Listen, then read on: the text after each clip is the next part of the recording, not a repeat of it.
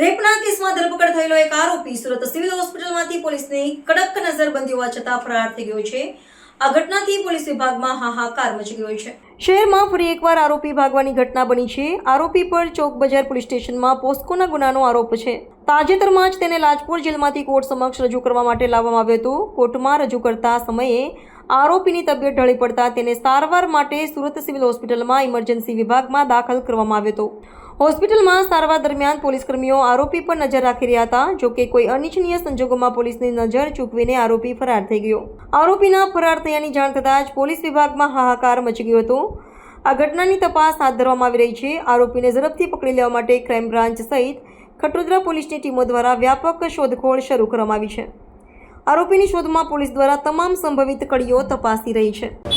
આજ રોજ લાજપોર જેલ ખાતેથી સુરતની સેશન કોર્ટ ખાતે શુભમ શર્મા નામના આરોપી પોક્સોનો છે. ચોક બજાર પોસ્ટીમાં પોક્સોનો ગુનો દાખલ. આરોપીને કોર્ટમાં પ્રોડક્શન દરમિયાન કોર્ટમાં જ્યારે પ્રોડક્ટ કર્યો ત્યારે એને કન્વર્ઝેશન ખેંચ આવવાથી કોર્ટમાં ફસરાઈ પડ્યો હતો. ત્યારબાદ જાપ્તાના પોલીસ કર્મચારીઓએ તેના ઇન્ચાર્જ દ્વારા 108 મારફતે અહીંયા સારવાર માટે ઇમરજન્સીમાં લાવેલા હતા.